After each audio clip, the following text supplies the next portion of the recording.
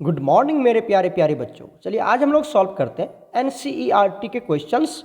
और आज जो मैंने चैप्टर लिया है that is structure of atom. तो सभी बच्चे इस वीडियो लेक्चर को अच्छे से वॉच करना और समझने की कोशिश करना।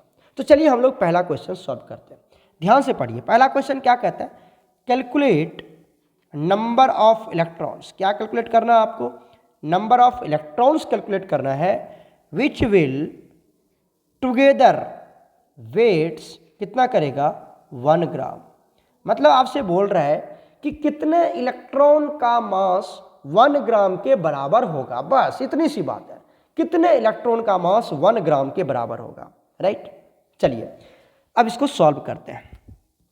आंसर लिखने जा रहा हूं मैं फर्स्ट का। Right, as we know that हम जानते हैं। क्या जानते हैं बच्चा बताओ तो? Mass of 1 electron, mass of 1 electron कितना होता है बताओ? कितना होता है?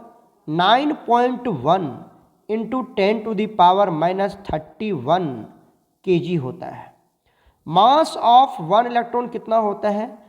9.1 इंटू 10⁻⁻31 kg होता है। राइट, अब आपसे क्या पूछ रहा है? आपसे पूछ रहा है कि कितना इलेक्ट्रॉन लें ताकि इसका मास क्या हो जाए, कितना इलेक्ट्रॉन ले ताकि उसका मास 1 ग्राम हो जाए। अच्छा एक बात और देखिए, यहाँ पर जो आपको मास दिया हुआ है, ध्यान से देखिए, ध्यान से। यहाँ जो आपको मास दिया हुआ है बच्चा, वो किस में पूछ रहा है? 1 ग्राम में पूछ रहा है। मतलब आपको मास किस में लेना है? यहाँ तो केजी में आ रहा है, तो अपन क्या करते हैं, इसको ग्राम में कन्वर्ट कर लेते हैं। बताइए ये कितना है? 1 ग्राम है। तो क्या 1 ग्राम को मैं 10⁻³ kg लिख सकता हूँ? बिल्कुल लिख सकते हैं sir. 1 gram equal to 10⁻³ kg। जहाँ पर 1 ग्राम होगा वहाँ पर 10⁻³ kg लिख देंगे। क्यों? क्योंकि हमने जो मास ऑफ इलेक्ट्रॉन लिया हुआ है, एक इलेक्ट्रॉन का मास, वो किस में लिया हुआ है? kg में लिया हुआ है। अब पूछ रहा है कि कितना इलेक्ट्रॉन का मास 10⁻³ kg के बराबर होगा। वर्ड चेंज कर दिया मैंने। कितने इलेक्ट्रॉन का मास 10⁻³ kg के बराबर होगा? 10⁻³ kg के बराबर होगा। तो हम मान लेते हैं कि let we have n electrons. कितने इलेक्ट्रॉन्स हैं हमारे पास? n इलेक्ट्रॉन्स है, n इलेक्ट्रॉन्स है, जिसका मास क्या हो जाएगा? Which will have the mass of 1 gram या 10⁻³ kg। तो n इलेक्ट्रॉन है हमारे पास। कितने इलेक्ट्रॉन्स? n electrons. अब बताइए, अगर हम क्या करते हैं, मान लेते हैं n इलेक्ट्रॉन, और उसके मास को, अगर एक इलेक्ट्रॉन के मास को n इलेक्ट्रॉन से मल्टीप्लाई कर दे तो आ जाएगा ना 10⁻³ kg आ जाएगा। यहाँ पर जैसे आपको बोल दिया गया कि एक बुक्स का जो मास है वो 1 kg है, तो कितना बुक्स लेंगे कि आपके पास 50 kg आ जाए? अरे वही ना बात हुई, एक बुक्स का मास है 1 kg, तो कितना बुक्स लेंगे कि उसका मास हो जाए 50 kg? तो क्या करते हैं, मान लेते हैं कि हमारे पास n बुक्स है, n into mass of 1 books is equal to 50 kg। वैसे ही यहाँ पर करेंगे हम। क्या करते हैं? 9, ध्यान से देखना, हम क्या करने जा रहे हैं, n मतलब नंबर ऑफ इलेक्ट्रॉन्स इंटू, अब यहाँ पर क्या कर रहे हैं हम, मास of 1 electron, mass of 1 electron ये ले लिया हमने, इज इक्वल टू कितने के बराबर हो जाएगा? ये बताओ, कितना बोला जा रहा है कि कितने के बराबर हो जाए? तो 10⁻³ kg के बराबर। राइट, ये कितना होगा बताइए? इसकी वैल्यू कितनी होगी ताकि उसके मास ऑफ 1 इलेक्ट्रॉन से मल्टीप्लाई करें तो टोटल मास निकल जाएगा। ये क्या निकल जाएगा आपका? Total mass. यही तो हो जाएगा total mass. Total mass, mass of 1 electron into n electron, और वो कितने के बराबर होगा? 10⁻³ kg के बराबर होगा। तो n की वैल्यू निकालिए जल्दी से। चलिए यहाँ पर वैल्यू पुट कर देते हैं हम। n की वैल्यू कैसे निकालेंगे? ये जो यहाँ मल्टीप्लाई दिख रहा होगा आपको, ये जो मल्टीप्लाई दिख रहा है, इसको इधर लेके आ जाते हैं तो ये इधर डिवाइड में चला जाएगा। क्या लिखोगे जल्दी बताओ? यहाँ पर क्या लिखेंगे? 10⁻³ kg divided by mass of 1 electron. अभी तो बताया था मैंने आपको, मास ऑफ 1 इलेक्ट्रॉन कितना होगा?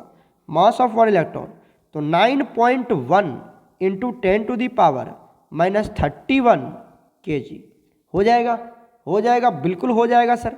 तो बताइए क्या होगा यहाँ से केजी कैंसिल हो जाएगा। और जब आप इसको सॉल्व करेंगे तो इसकी वैल्यू आ जाएगी आपके पास 1.098 इंटू 10⁻27 और ये आपका क्या निकलेगा, इलेक्ट्रॉन निकल जाएगा।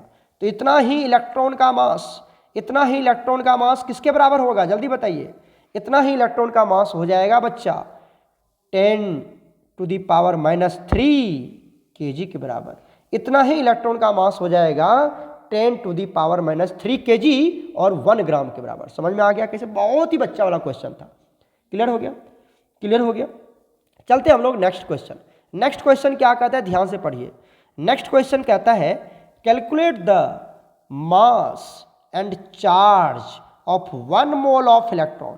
1 मोल इलेक्ट्रॉन का मास भी निकालना है और 1 मोल इलेक्ट्रॉन का चार्ज भी निकालना है। तो बहुत ईजी है, ये तो बहुत ईजी है। चलिए हम लोग सॉल्व करते हैं सेकेंड क्वेश्चन में मास ऑफ, क्या पूछ रहा है आपसे, मास ऑफ 1 मोल ऑफ इलेक्ट्रॉन क्या होगा, यही तो पूछ रहा है, राइट। तो क्या लिखेंगे इसको सॉल्व कर लेते हैं हम लोग, इसको सॉल्व कर लेते हैं, राइट।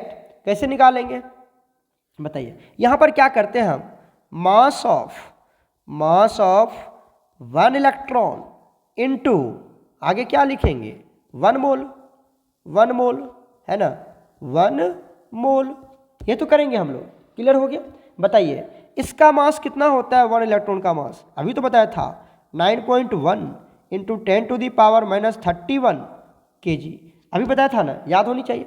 1 मोल की वैल्यू कितनी होती है, आपने एवोगाड्रो लॉ पढ़ा है ना, एवोगाड्रोज हाइपोथेसिस, एवोगाड्रो नंबर 1 मोल कितनी होती है इसकी वैल्यू, अरे सर 6.023 इंटू 10⁻23। जब आप इसको सॉल्व करेंगे प्यारे बच्चों, जब आप इसको सॉल्व करेंगे तो इसकी वैल्यू आ जाएगी 5.4 इंटू 10⁻⁻7 kg। तो ये आ गया आपका मास ऑफ 1 मोल ऑफ इलेक्ट्रॉन, यही हो जाएगा मास ऑफ 1 मोल ऑफ इलेक्ट्रॉन जो आपसे पूछा जा रहा था। मास ऑफ 1 मोल ऑफ इलेक्ट्रॉन आपसे पूछा जा रहा है, यही हो जाएगा इसका आंसर। क्लियर हो गया। नेक्स्ट आपसे मास पूछ रहा था, अब क्या पूछ रहा है, अब हमसे पूछ रहा है चार्ज। तो 9 क्या पूछ रहा है,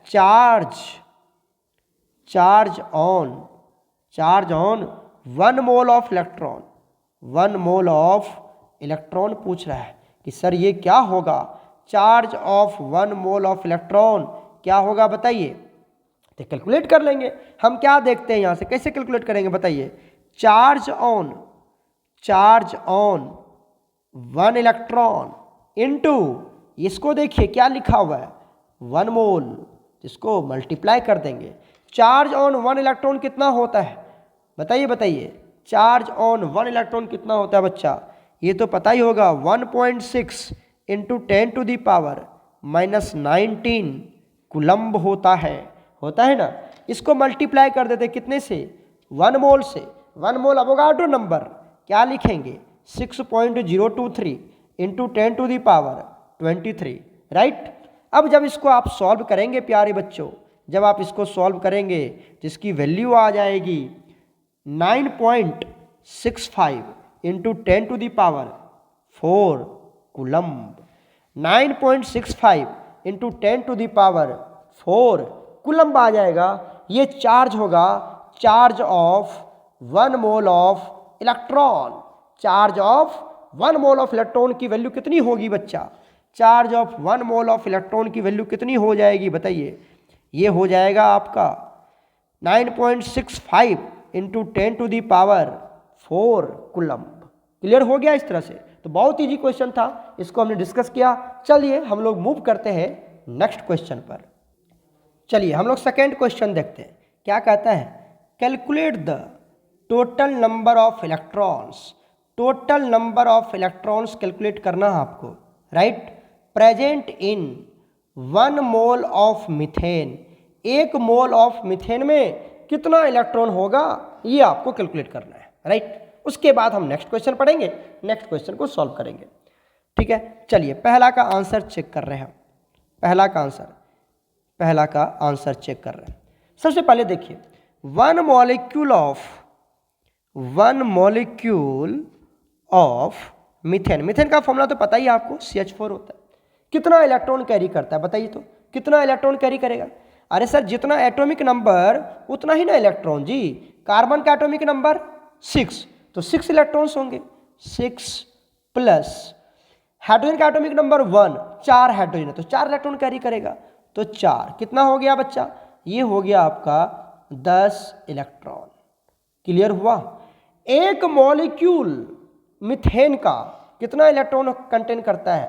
10 इलेक्ट्रॉन। अरे सुन रहे हो हमारी बात? एक मॉलिक्यूल मीथेन का 10 इलेक्ट्रॉन कैरी करेगा, है ना। कैसे निकाला? कि आप उसके एटॉमिक नंबर से निकाल लीजिए, बहुत ईजी है। क्लियर हो गया? अब आइए, यहां पर आपसे क्या पूछ रहा है? एक मोल मीथेन है, एक मोल, एक मॉलिक्यूल नहीं। तो बताइए 1 मोल ऑफ मीथेन कितना हो जाएगा? अवोगाड्रो नंबर के बराबर। कितना हो जाएगा? अवोगाड्रो नंबर के बराबर 1 मोल मतलब क्या? 6.023 इंटू 10⁻23 मॉलिक्यूल्स ऑफ मीथेन। और इसमें कितना इलेक्ट्रॉन होगा? तो क्या करेंगे बताइए जल्दी से। एक मॉलिक्यूल में 10, तो इतना मॉलिक्यूल में कितना? तो क्या करेंगे इसको बताइए। 6.023 इंटू 10⁻23 को 10 से मल्टीप्लाई ना कर देंगे बच्चा, 10 से मल्टीप्लाई ना कर देंगे, कितना हो जाएगा बताओ जल्दी से। ये वैल्यू आ जाएगा आपका, कितना हो जाएगा बच्चा? चलो मैं कलर चेंज करके लिख देता हूँ। ये वैल्यू आ जाएगा आपका 6.023 इंटू 10⁻24 इलेक्ट्रॉन। तो यही आंसर होगा। एक मोल ऑफ मीथेन इतना ही इलेक्ट्रॉन कंटेन करेगा। क्लियर हो गया? पहला पॉइंट्स, पहला का आंसर एकदम क्लियर हो गया, एकदम क्लियर हो गया। चलते हैं हम लोग नेक्स्ट पार्ट पर। नेक्स्ट पार्ट क्या कहता है? ध्यान से पढ़िए। नेक्स्ट पार्ट कहता है find total number and total mass of neutrons in 7 mg of carbon 14। 7 milligram of carbon 14 है। कार्बन 14 मतलब मास ऑफ कार्बन जो है वो 14 है ना। मास ऑफ कार्बन जो है वो 14 है ना। एटॉमिक मास या मास नंबर जो भी बोलो वो 14 है। चलिए इसको सॉल्व करते हैं हम लोग। नंबर भी निकालना है, मास भी निकालना है। किसका? न्यूट्रॉन का। किसमें? 7 mg ऑफ कार्बन। मतलब कार्बन आपको कितना दिया गया? कार्बन जो 14 है, कार्बन का जो 14 आइसोटॉप्स 14 वाला जो है वो आपको 7 मिलीग्राम दे दिया। बोला इसमें कितना न्यूट्रॉन है और इसका मास कितना होगा इस न्यूट्रॉन का, वो हमें निकाल के बताओ। समझ में आ गई? चलिए हम सॉल्व करते हैं इसका सेकेंड पार्ट। ध्यान से देखिएगा, सेकेंड पार्ट हम सॉल्व कर रहे हैं। पहला पार्ट यहाँ पे सॉल्व कर लेते हैं हम लोग। नंबर ऑफ न्यूट्रॉन्स क्या निकालने जा रहे हैं? Number of neutron. न्यूट्रॉन को N01 से डिनोट करते हैं, है ना। इसकी कैलकुलेशन करने जा रहे हैं, यही तो निकालना आप, राइट। अच्छा एक बात बताओ, कार्बन 14 है क्या आपके पास? कार्बन 14 में निकालना है। कार्बन का एटॉमिक नंबर तो हमें ऑलरेडी पता है सर, एटॉमिक नंबर 6 होता है। तो इसका अगर आपको नंबर ऑफ न्यूट्रॉन निकालना है, क्या निकालना है? न्यूट्रॉन। इस केस में न्यूट्रॉन निकालना होता तो क्या करते हैं? आपको पता है ऊपर वाले में से नीचे वाले को माइनस कर देते हैं। 14 में से 6 को माइनस कर दो, न्यूट्रॉन निकल जाता है। ऊपर वाले में से नीचे वाले को माइनस कर देते हैं, मतलब एटॉमिक मास में से एटॉमिक नंबर को माइनस कर देते हैं। This is atomic mass, this is atomic number Z. तो ए माइनस जेड करते हैं, क्या करते हैं हम? ए माइनस जेड। तो क्या निकल जाएगा बताओ? 14 माइनस 6 मतलब 8, और 8 क्या है आपका? न्यूट्रॉन है। 8 न्यूट्रॉन है कितने में? एक कार्बन में। समझ में आ रही है? 1 एटम ऑफ कार्बन है। यहां पे लिख लेते हैं हियर क्या निकाला हमने बताइए। हियर या यहां पर क्या हो जाएगा बताओ? There is 8 neutron in 1 carbon, या ऐसे लिख दो 1 carbon, 1 atom of carbon, 1 atom of carbon 14, है ना, कंटेन्स, क्या कंटेन करता है बताइए, 8 न्यूट्रॉन्स। 8 न्यूट्रॉन्स कंटेन करता है। आपसे पूछ रहा है कितने में, 1 मोल में पूछ रहा है। 1 मोल का पहले निकाल लेते हैं, पहले 1 मोल का निकाल लीजिए। पूछ नहीं रहा है, यहाँ पे देखिए क्या पूछ रहा है आपसे, टोटल नंबर पूछ रहा है और ये मिलीग्राम में दे रखा है, मतलब हमको ग्राम से मिलीग्राम में जाना पड़ेगा, ग्राम से मिलीग्राम। और ग्राम में जब मास लिखते हैं तो मोलर मास बोलते हैं उसको, ठीक है। अब देखिए यहाँ पे निकाल लेते हैं। सो 1 मोल ऑफ कार्बन 14 का मास कितना होता है बताओ। अच्छा 1 मोल में कितना होगा, पहले ये निकाल लो, बताओ जल्दी से। 1 मोल में कितना होगा सर, 1 मोल अवोगाड्रो नंबर और इससे मल्टीप्लाई कर देंगे, क्या हो जाएगा 6.023 इंटू 10⁻23 इंटू 8। यही करोगे ना, यही करोगे ना, बोलो जल्दी से, यही करोगे ना। इतना क्या होगा आपके पास, इतनी क्या हो जाएगी आपके पास, न्यूट्रॉन हो जाएगा। इतना ही न्यूट्रॉन होगा 1 मोल ऑफ कार्बन एटम में, 1 मोल ऑफ कार्बन 14 एटम में। क्लियर हो गया। अब क्या करते हैं, हमें ये भी पता है। अब देखो यहाँ से कहाँ से हम मूव कर रहे हैं, 1 मोल ऑफ कार्बन 14 एटम्स का मास कितना होता है इसका, 1 मोल ऑफ कार्बन 14 एटम, अरे एक सेकेंड बच्चा, 1 मोल ऑफ कार्बन 14 एटम का अगर मैं इसका मास निकालूं तो बताइए मास कितना होगा, 14 ग्राम हो जाएगा। ये 1 मोल का मास है 14 ग्राम। और आप क्वेश्चन में क्या पूछ रहा है, 7 मिलीग्राम आपको दिया गया, 14 ग्राम थोड़ी दिया गया है जी, आपको कितना दिया गया है 7 ग्राम। तो 7 ग्राम में कितना होगा, इतना ग्राम इतना कंटेन करता है। अरे सुन रहे हो, इतना ग्राम कार्बन एटम कितना न्यूट्रॉन कंटेन करता है, इतना न्यूट्रॉन कंटेन करता है ना, इतना न्यूट्रॉन कंटेन करता है। तो सबसे पहले इसको हम किस में कन्वर्ट करते हैं, इसको मिलीग्राम में कन्वर्ट करते हैं। तो बताइए ये क्या हो जाएगा, 14 इंटू 1000 से मल्टीप्लाई कर देते, क्या हो जाएगा ये 14,000। अब ये मिलीग्राम हो गया, 14,000 मिलीग्राम, 14,000 मिलीग्राम। इतनी बातें समझ में आई क्या, नहीं आई समझ में। 14 ग्राम 14,000 मिलीग्राम इतना न्यूट्रॉन कंटेन करता है। समझ रहे ना आप हमारी बात, समझ रहे ना हमारी बात। चलिए इसी को यूनिटरी मेथड में लिख लेते हैं। 9 क्या लिख लेते हैं हम, 14,000 मिलीग्राम कंटेन्स 14 ग्राम मिलीग्राम मतलब क्या, अरे 14,000 मिलीग्राम मतलब क्या हुआ, मतलब बताओ 14 ग्राम कार्बन 14 हो गया, मतलब ये 1 मोल कार्बन हो गया, 1 मोल कार्बन 14 हो गया एटम। एम आई राइट। ये कितना कंटेन करता है बताओ, कंटेन्स क्या कंटेन करता है, 6.023 इंटू 10⁻23 इंटू 8, आगे क्या लगा देंगे न्यूट्रॉन। इतना तो न्यूट्रॉन कंटेन करता है ना, ये इतना ही न्यूट्रॉन कंटेन करता है। चूंकि मिलीग्राम में दे रखा तो हमने मिलीग्राम में कन्वर्ट कर लिया ग्राम को। तो 1 ग्राम कितना कंटेन करेगा, 1 मिलीग्राम, सॉरी 1 ग्राम नहीं, 1 मिलीग्राम कितना कंटेन करेगा बताओ। क्या करेंगे 6.023 इंटू 10⁻23 इंटू 8 डिवाइडेड बाई कितना बच्चा बताओ 14,000। क्लियर है। इतना क्या हो जाएगा, ये न्यूट्रॉन हो जाएगा। आपको 1 ग्राम मिलीग्राम में थोड़ी निकालना है, आपको तो 7 मिलीग्राम में निकालना है। इसीलिए हम किस में निकाल लेते हैं, 7 मिलीग्राम में। तो क्या करोगे, अरे सर कुछ नहीं करेंगे, इसको मल्टीप्लाई कर लेंगे, लिख लीजिए यहाँ पर। कलर चेंज कर देता हूँ ताकि आपको पता चले। 6.023 इंटू 10⁻23 इंटू 8 डिवाइडेड बताओ 14,000। अच्छा इसको मल्टीप्लाई किससे कर दोगे, 7 से कर देंगे ना, 7 से मल्टीप्लाई, एकदम सही है। जब आप इसको सॉल्व करोगे प्यारे बच्चों, तो इसका आंसर आ जाएगा 2.4 इंटू 10⁻21 न्यूट्रॉन। ये इसका आंसर आ जाएगा 2.4 इंटू 10⁻21 न्यूट्रॉन आ जाएगा। समझ में आया, ये आंसर हो जाएगा इसका। कितने न्यूट्रॉन्स, अरे 7 milligram of carbon 14 atom will contain 2.4 into 10⁻21 neutron. Clear हो गया यहाँ तक? यूनिटरी मेथड लगाया और कुछ नहीं किया मैंने, यूनिटरी मेथड लगाया। क्लियर हो गया? नाउ लेट्स मूव टू, ये तो ए वाला पार्ट था, अब हम इसकी कौन सी पार्ट चेक कर रहे हैं? बी वाला पार्ट। बी वाला पार्ट क्या पूछ रहा है?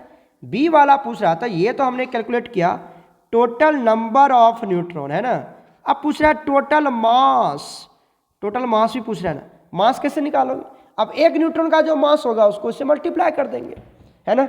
एज वी नो दैट, बताओ, as we know that, as we know that mass of one neutron कितना होता है बच्चा? बताओ, 1.6 इंटू 10⁻⁻27 kg, -27 kg होता है ना। एक न्यूट्रॉन का मास है। 7 mg में कितना न्यूट्रॉन? इतना। अरे इधर देखो, इतना न्यूट्रॉन, इससे मल्टीप्लाई कर देंगे ना, सिंपली सी बात है। क्या हो जाएगा बताओ? टोटल मास ऑफ, टोटल, एक second, total mass of neutrons, कितना neutrons present in 7 mg of carbon 14। अरे इसमें कितना न्यूट्रॉन है? 7 mg ऑफ कार्बन 14 में कितना न्यूट्रॉन सर? अरे अभी तो निकाला था सर, कितना बताओ? 2.4 इंटू 10⁻21। इसको मल्टीप्लाई कर दिया आपने किससे? बताइए जल्दी से, एकदम फटाफट बता दीजिए। 1.6 इंटू 10⁻⁻27 kg से। ये जब इसकी वैल्यू आप कैलकुलेट करेंगे, इसकी वैल्यू जब आप कैलकुलेट करेंगे, दैट इज इसकी जब वैल्यू कैलकुलेट करेंगे तो ये आ जाएगा आपका 4 इंटू 10⁻⁻6 kg। यही आंसर हो जाएगा। ये जो न्यूट्रॉन है 2.4 इंटू 10⁻21, इसकी मास कितनी होगी? 4 इंटू 10⁻⁻6 kg इसका मास हो जाएगा। क्लियर हो गया यहाँ तक? क्लियर हो गया? चलिए, ये सेकेंड क्वेश्चन भी हमने सॉल्व कर लिया। अब आते हम थर्ड पार्ट्स पे। बहुत ही लंबा क्वेश्चन है, थोड़ा टाइम टेकिंग हो रहा है, बट क्वेश्चन बहुत लेंदी है तो टाइम तो लगेगा ही लगेगा। चलिए, ये क्वेश्चन क्या कर रहा है? Find total number and total mass of protons. अच्छा, फिर वही क्वेश्चन हो गया, लेकिन यहाँ पर क्या दे रखा है? 34 mg ऑफ NH3। अब ये एटम नहीं है, ये मॉलिक्यूल है। या तो कार्बन एटम था, यहाँ मॉलिक्यूल है, NH3 तो मॉलिक्यूल है। 34 mg ऑफ NH3 की बात कर रहे हैं, है ना। तो बिल्कुल वैसा ही निकाल लेंगे, यहाँ पर वैसा ही निकाल लेंगे। चलिए हम इसको सॉल्व करते हैं, इसको हम लोग सॉल्व कर। थर्ड क्वेश्चन का ए पार्ट बनाने जा रहा हूँ, है ना, बताइए। सबसे पहले निकाल लेते हैं हम, क्या निकालते हैं? Total number of protons in, किसमें बताइए? वन एटम में निकालते थे, यहाँ किस में निकालेंगे? वन मॉलिक्यूल ऑफ NH3 में। बताइए कितना हो जाएगा बच्चे? प्रोटॉन, जितना एटॉमिक नंबर उतना ही प्रोटॉन, जितना एटॉमिक नंबर उतना ही प्रोटॉन। नाइट्रोजन का एटॉमिक नंबर बताओ 7। अरे नाइट्रोजन का एटॉमिक नंबर 7, हाइड्रोजन का 1, तो उतना ही प्रोटॉन। 3 है तो कितना हो जाएगा? 3। कितना हो गया? 10 प्रोटॉन्स हो जाएंगे। कितने हो जाएंगे? 10 प्रोटॉन्स। क्लियर हो गया? इसीलिए अब इसमें क्या निकाल लीजिए? अब 1 मोल का निकाल लेते हैं। सो 9 क्या लिख देते हैं? इन 1 मोल। 1 मोल में बता दीजिए कितना हो जाएगा? अरे फिर वही मल्टीप्लाई कर लेंगे। 6.023 इंटू 10⁻23 इंटू 10, कितना हो जाएगा वैल्यू? ये तो आपको पता ही होगा, अभी तो निकाले थे हमने। कितना हो जाएगा बताओ? मल्टीप्लाई करोगे तो कितना हो जाएगा? 6.023 इंटू 10⁻24 प्रोटॉन्स हो जाएंगे। 24 प्रोटॉन्स हो जाएगा। ये क्लियर हो गया यहाँ तक? इतना प्रोटॉन हो गया। अब आइए, हम जानते हैं कि 1 मोल NH3 का मास कितना होगा? 1 mole of NH3, 1 mole of NH3, यही था ना। तो इसमें इसका मास कितना होता है बताओ? 1 मोल ऑफ NH3 का मास कितना होगा? इसका मास निकाल रहे हैं, बताइए मास कितना होगा? नाइट्रोजन का मास 14 + 3 कितना हो गया? 17। मोल है तो ग्राम में लिख देंगे। इसको mg में कन्वर्ट कर दीजिए कितना हो जाएगा फर्दर 1000 से मल्टीप्लाई कर देते है ना, अभी तो किया था हमने। 17,000 मिलीग्राम हो गया। 17,000 मिलीग्राम में कितना प्रोटॉन? अरे सर इतना प्रोटॉन। 17,000 मिलीग्राम में कितना proton? 10 to the power 6.023 into 10 to the power 24 proton. Sir clear हो गया? क्लियर हो गया। अब इसको मिलीग्राम में कितना पूछ रहा है आपको? 34 mg पूछ रहा है, जैसे आप हमें याद है 34 mg पूछ रहा है, तो निकाल लो इसको 9। अब क्या दिक्कत है? आपको पता है यूनिटरी मेथड बना लीजिए। 17,000 मिलीग्राम, 17,000 मिलीग्राम मतलब बताओ 17 ग्राम ऑफ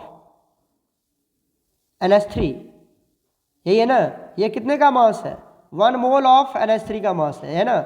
1 मोल NH3 का मास है ये, है ना बच्चा? क्लियर हो रहा है? इतने का मास है, लिखने का स्टाइल अलग है सिर्फ।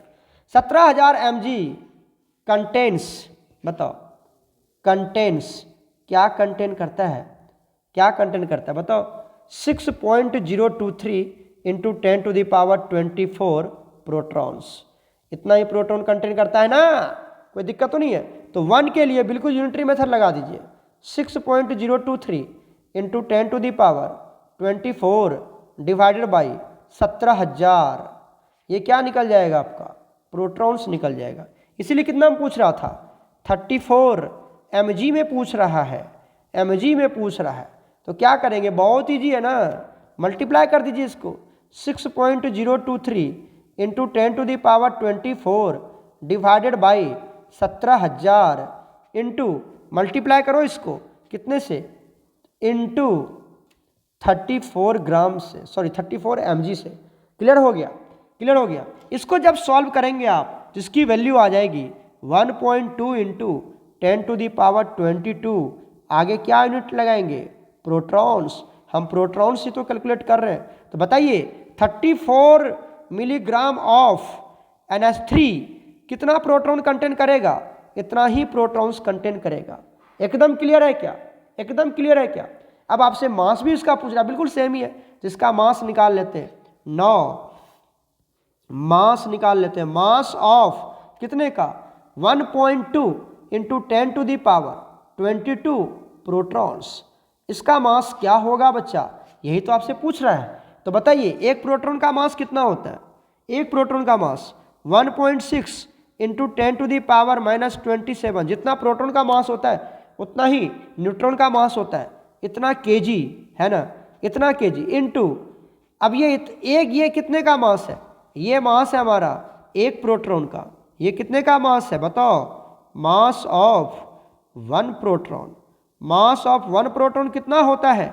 1.6 into 10 to the power -27 KG, right. अब आपके पास प्रोटॉन्स कितने हैं? इतना प्रोटॉन, मल्टीप्लाई कर दीजिए 1.2 इंटू 10 टू दी पावर 22। जब आप इसको मल्टीप्लाई करोगे, ये मैथमेटिकल कैलकुलेशन है, इसको जब आप कैलकुलेट करेंगे इसकी वैल्यू आ जाएगी 2 into 10 to the power -5 KG. तो ये हो गया मास। किसका मास? अरे सर ये जो प्रोटॉन्स हैं, इतने प्रोटॉन, नहीं 1 मोल का ना, इतने प्रोटॉन का मास है। इतने प्रोटॉन का मास इतना केजी होगा। इतने प्रोटॉन का मास, एक प्रोटॉन का मास ये था, उसको इतने प्रोटॉन से, नंबर ऑफ प्रोटॉन से मल्टीप्लाई कर दिया तो टोटल मास निकल जाएगा। क्लियर हो गया? क्लियर हो गया। नेक्स्ट एक पार्ट और दिया हुआ है, देखिए एक पार्ट क्या दिया हुआ है कि will the answer change if the temperature and pressure are changed. अगर आप टेम्परेचर या प्रेशर चेंज करते हो, या टेम्परेचर या प्रेशर चेंज करते हो, तो क्या ये सभी आंसर चेंज हो जाएगा क्या? बिल्कुल नहीं चेंज होगा, क्योंकि टेम्परेचर और प्रेशर चेंज करने से नंबर ऑफ प्रोटॉन्स और इलेक्ट्रॉन्स पे, number of proton and neutron पे कोई फर्क नहीं पड़ता है। क्या लिखेंगे answer? There is no change in the mass and number of किसका? प्रोटॉन्स एंड न्यूट्रॉन्स के मास एंड नंबर पे कोई चेंज नहीं पड़ेगा। किसकी वजह से? Due to change in, there is no change in the mass and number of protons and neutron due to change in temperature and pressure, temperature and pressure. अरे बच्चा, pressure change करने से क्या होगा? प्रोटॉन घट जाएगा। मान लो तुम्हारे पास हाइड्रोजन एटम है, तो क्या तुम प्रेशर लगाओगे तो उसमें 1 प्रोटॉन है तो 0 प्रोटॉन हो जाएगा। टेम्परेचर बढ़ाओगे तो 10 प्रोटॉन हो जाएगा। तो प्रोटॉन का नंबर और मास कभी नहीं घटता बढ़ता है। इस तरह से टेम्परेचर बढ़ा दो, प्रेशर बढ़ा दो, जितना प्रोटॉन होगा उतना ही होगा। कभी देखे हो कि बहुत ज़्यादा ठंड पड़ रही है तो नाइट्रोजन का प्रोटॉन हो गया 8, 12 प्रोटॉन हो गए, कि 7 ही प्रोटॉन, जितना एटॉमिक नंबर उतने प्रोटॉन्स हो गए। तो प्रेशर और टेम्परेचर बढ़ाने से कोई फर्क नहीं पड़ता है। क्लियर हो गया? चलते हम लोग नेक्स्ट क्वेश्चन पर। नेक्स्ट क्वेश्चन देखिए क्या कहता है, how many protons and neutrons are present in the following nuclei. Following nuclei में कितना आपका प्रोटॉन्स एंड न्यूट्रॉन्स होगा, ये आपको निकालना है। बहुत ईजी क्वेश्चन है, बहुत ईजी क्वेश्चन है। देखिए यहाँ पर मैं आपको एक बात समझाता हूँ इसका। सबसे पहली बात कि मान लीजिए कोई एलिमेंट आपके पास है x, कोई एलिमेंट क्या है? x है। यहाँ पर हम क्या लिखते हैं? यहाँ पर हमेशा लिखते हैं एटॉमिक मास। क्या लिखते हैं हम? Atomic mass. और इसको रिप्रेजेंट करते हैं a से। यहाँ पर हम हमेशा लिखते हैं एटॉमिक नंबर। क्या लिखते हैं बच्चा? यहाँ पर एटॉमिक नंबर। और ये ऑलवेज रिप्रेजेंट होता है z से। क्लियर हो गया? और ये जो आप देख रहे हैं x क्या है? ये एक एलिमेंट है, ये एक एलिमेंट है। तो किसी भी एलिमेंट्स को इस तरह से रिप्रेजेंट किया जाता है। x इज एलिमेंट, और यहाँ पर जो भी चीज़ मिलेगा वो होगा एटॉमिक मास। यहाँ पे जो भी चीज़ आपको मिलेगा वो होगा एटॉमिक नंबर। क्लियर हो गई बात? उसी तरह से यहाँ पर समझिए, यहाँ पर क्या होता है, अगर आपको यहाँ पर हम क्या लिखते हैं, एज वी नो दैट, हम जानते हैं, क्या जानते हैं कि जो एटॉमिक नंबर है, ये जो आपका एटॉमिक नंबर है, atomic number is equal to number of protons. Atomic number equal to क्या होता है? नंबर ऑफ प्रोटॉन्स होता है बच्चा। इन न्यूट्रल एटम, अगर मैं न्यूट्रल एटम की बात करूं, न्यूट्रल एटम, अगर एक न्यूट्रल एटम की बात किया जाए तो याद रखिए एटॉमिक नंबर जिसको अपन Z से डिनोट करते हैं is equal to number of proton is equal to number of electrons. Neutral atom के केस में number of proton and number of electron, number of protons and number of electrons, ये दोनों क्या होता है? बिल्कुल बराबर होता है। क्लियर हो गया? यहाँ तक क्लियर हो गया। एक बात और समझिए आप यहाँ से कि नंबर ऑफ प्रोटॉन ऑल्सो, मैं लिख देता हूँ आपको, number of protons plus number of neutron is equal to atomic mass होता है। क्या होता है ये? एटॉमिक मास होता है। ये हमेशा याद रखना, ये सब बातें आपको, एटॉमिक मास होता है, राइट। अब बताइए नंबर ऑफ प्रोटॉन को अपन किससे डिनोट किया था? Number of proton atomic number दिखा आपको, जिसको हम क्या लिख सकते हैं? एटॉमिक नंबर भी लिख सकते हैं, प्लस नंबर ऑफ न्यूट्रॉन, है ना, इसकी वैल्यू क्या होगी? Atomic mass. क्लियर हो गया? और अगर आपसे यहाँ पे पूछ लिया जाता है कि नंबर ऑफ न्यूट्रॉन निकालिए, नंबर ऑफ न्यूट्रॉन, सो बता दीजिए जल्दी से, नंबर ऑफ न्यूट्रॉन क्या हो जाएगा बच्चा? Atomic mass minus atomic number. मतलब क्या हो गया? यहाँ से एटॉमिक मास को डिनोट किया जाता है ए से और इसको डिनोट किया जाता है जेड से। मतलब अगर आपसे नंबर ऑफ न्यूट्रॉन पूछा जाता है तो ऊपर वाले में से नीचे वाले को माइनस कर देना। क्लियर हो गया? चलते एक क्वेश्चन में आपको बना के दिखाता हूँ, अच्छे से नोट्स बनाना सब कुछ। एक क्वेश्चन में आपको बना के दिखाता हूँ। जैसे यहाँ पे दे दिया हुआ है आपको, क्या दिया हुआ है क्वेश्चन देख लीजिए। यहाँ पर कौन सा दे देते हैं? हम दे लेते हैं स्ट्रॉन्शियम। ये 5th वाला पार्ट देख लेते हैं। 38, 88 लास्ट वाला ही बता देता हूँ मैं आपको, लास्ट वाला ये आपका क्या दिया हुआ है? यहाँ पे ध्यान देखिए, 5th वाला पार्ट है। क्या दिया हुआ है? Strontium SR। ये दे रखा है 38, ये दे रखा है 88।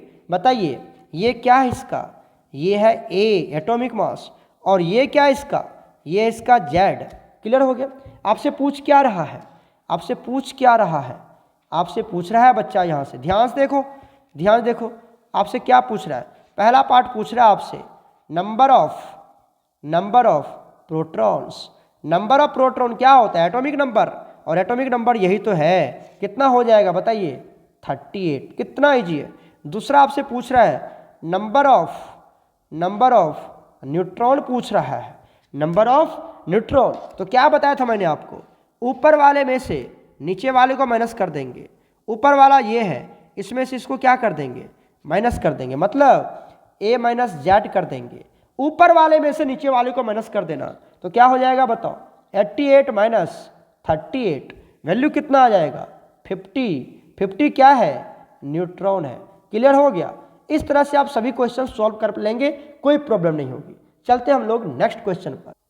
देखिए क्वेश्चन नंबर 4 क्या कहता है, right the complete symbol for an atom x. एक एटम एक्स है, उसके लिए सिंबल लिखना है। एटॉमिक नंबर दिया हुआ है, एटॉमिक मास भी आपको दिया हुआ है, कोई एलिमेंट है। इसके लिए अगर मैं ए का एग्जाम्पल देखूँ, पहला का एग्जाम्पल देखें, पहला का आंसर लिखें। जेड का एटॉमिक नंबर 17 है, किसका होगा, क्लोरीन का होगा। ये तो बहुत ईजी है, यहाँ पर एटॉमिक नंबर 17 और मास नंबर कितना होगा, 35, दैट इज क्लोरीन। अगर मैं किसकी बात करूँ, सेकेंड की बात करते हैं। सेकेंड में क्या है आपके पास बताइए, Z equal to 92 atomic number किसका होता है, यूरेनियम का होता है। 92 यूरेनियम का होता है, यूरेनियम का। तो यहाँ पर लिख देते हैं, मास नंबर कितना दिया हुआ है, 233। क्लियर हो गया क्या। थर्ड वाला चेक कर लेते हैं, थर्ड वाला ये वाला, ठीक है। यहाँ पर इसको सॉल्व करते हैं। इसका वैल्यू कितना दिया हुआ है, जेड का वैल्यू 4, तो हाइड्रोजन, हीलियम, लिथियम, बेरिलियम, ये बेरिलियम है, एटॉमिक नंबर 4 और मास नंबर तो ऑलरेडी आपको 9 दिया हुआ है। तो ये हो गया बेरिलियम, ये हो गया यूरेनियम, ये हो गया क्लोरीन। क्लियर हो गया। चलते हैं नेक्स्ट क्वेश्चन पर।